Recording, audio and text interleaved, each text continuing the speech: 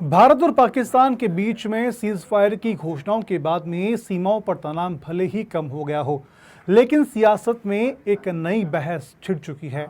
बाड़मेर जैसलमेर से कांग्रेस के सांसद उमेदराम बेनीवाल का एक बयान इस चर्चा के केंद्र में है। मीडिया से बातचीत के दौरान जहां उन्होंने भारतीय सेना के ऑपरेशन सिंदूर की दिल खोलकर की तारीफ की, तो वहीं पर केंद्र सरकार के प्रचार तंत्र और सुरक्षा चूक को लेकर के तीखे सवाल भी खड़े किए। बेनीवाल ने जम्मू कश्मीर के पहलगाम में हुए आतंकी हमले को लेकर कहा कि यह एक कायरना हरकत था जिसमें निर्दोष और निहत्थे लोगों को निशाना बनाया गया। पूरे देश में इसका आक्रोश है, और लेकिन जब उनसे यह पूछा गया कि क्या धर्म पूछकर लोगों को मारा गया और मोदी को बता देना जैसा कुछ कहा गया, तो उन्होंने जवाब दिया कि इस बात की कोई पुख्ता पुष्टि नहीं हुई है। उनके अनुसार ऐसे बयान भावनात्मक प्रचार का हिस्सा बन गए हैं जिसके पीछे कोई ठोस सबूत नहीं है और ये देश को बांटने की दिशा में काम करते हैं। उन्होंने आगे कहा कि खुद सरकार ने माना है कि इस मामले को लेकर के या फिर इस हमले को लेकर के इनपुट पहले से मौजूद थे, फिर भी सतर्कता नहीं बरती गई।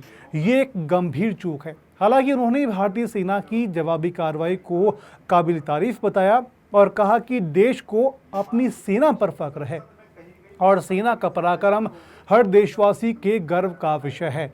सीज फायर के मुद्दे पर उन्होंने कहा कि भारत ने कभी पहले गोली नहीं चलाई, लेकिन जब हमला होता है तो उसका जवाब देना भी जरूरी हो जाता है।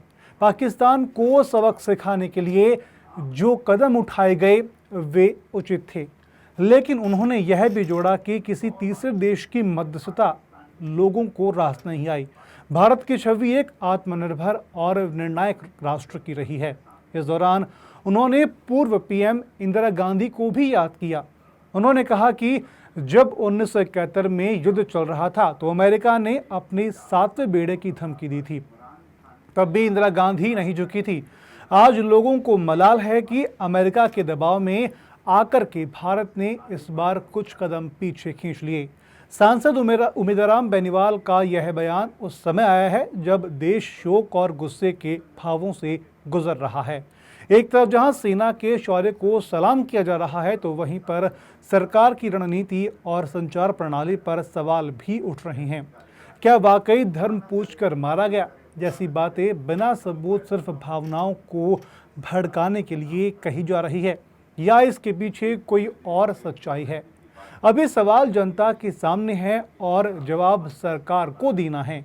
आपको क्या लगता है कि सांसद ने सही बयान दिया? कमेंट बॉक्स में कमेंट करके हमें ज़रूर बताएं। वीडियो को लाइक करें, शेयर करें और चैनल को सब्सक्राइब ज़रूर करें।